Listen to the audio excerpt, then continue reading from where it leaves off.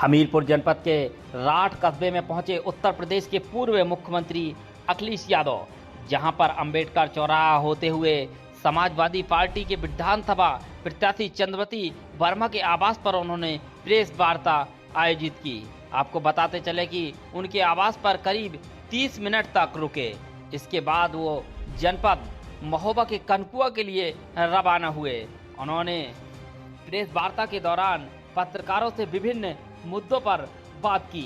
आपको बताते चले कि सपा सुप्रीमो का समाजवादी पार्टी के कार्यकर्ताओं ने जगह जगह स्वागत किया। आप भी सुनिए क्या कहा प्रेस वार्ता के दौरान।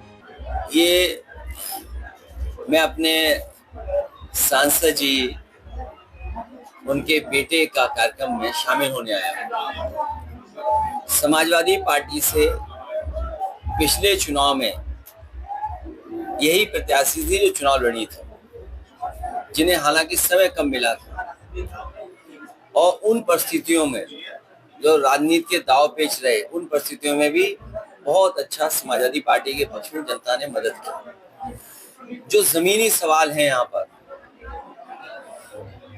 उन सवालों को लेकर के समाजवादियों ने हमेशा बुंदेलखंड की जनता को राहत देने का काम किया है। सड़क अच्छी बने, मंडियां बने, जो यहाँ की पैदावार है उसकी सही कीमत मिले।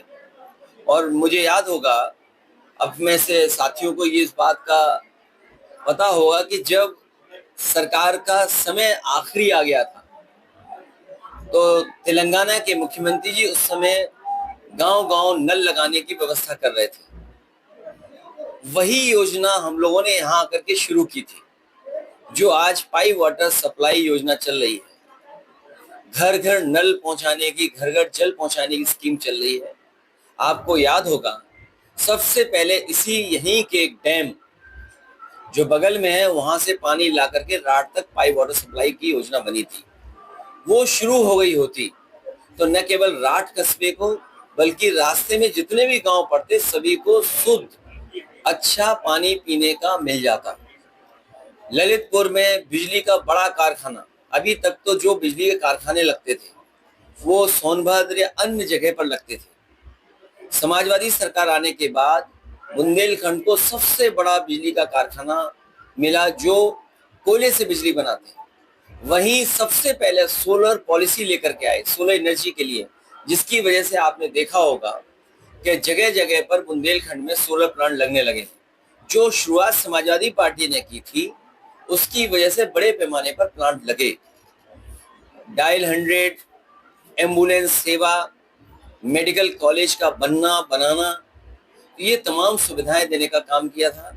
और आज भी किसी घर में जो समाजवादी पार्टी का लैपटॉप रहा होगा, वो आज भी चल रहा होगा, आज भी सुरक्षित होगा।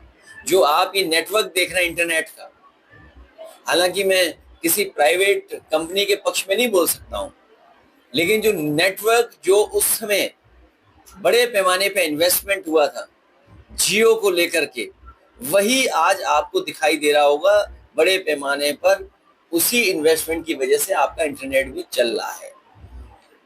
आसपास के जिलों में जो विकास दिखाई दे रहा है, वो गति अब नहीं दिखाई दे रही है। बुंदेलखंड एक्सप्रेसवे इस इलाके के लिए सबसे बड़े पैसे का बना हुआ एक्सप्रेसवे है, लेकिन जिस तरह बनना चाहिए था और प्रधानमंत्री जी के उद्घाटन के बाद जिस तरीके से उसका और मेंटेनेंस होना चाहिए था, वो अब दिखाई नहीं देता है। जैसे जहां पर प्रधानमंत्री जी ने उद्घाटन किया था, उस जगह पर कुछ नहीं बचा, कोई निशानी भी नहीं दिखाई दे रही है।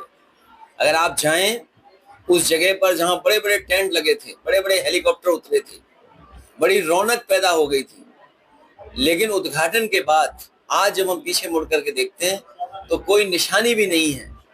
और जब वहां निशानी नहीं है, तो वो लोग जिन्होंने कभी बुंदेलखंड एक्सप्रेसवे बनाया था, वो लोग भी बुंदेलखंड एक्सप्रेसवे को बना करके भूल गए। उसी की वजह से आपको उछल उछल के चलना पड़ता है, उछल उछल के जाना पड़ता है। अगर आपको रफ्तार की गति को न समझ पाए तो हो सकता है आपकी कमर का नुकसान हो जाए, पेट में दर्द हो जाए। सच्चाई ये है, समाजवादी सरकार झांसी से सिद्धार्थनगर को जोड़ना चाहती थी। झांसी इधर, सिद्धार्थनगर उधर।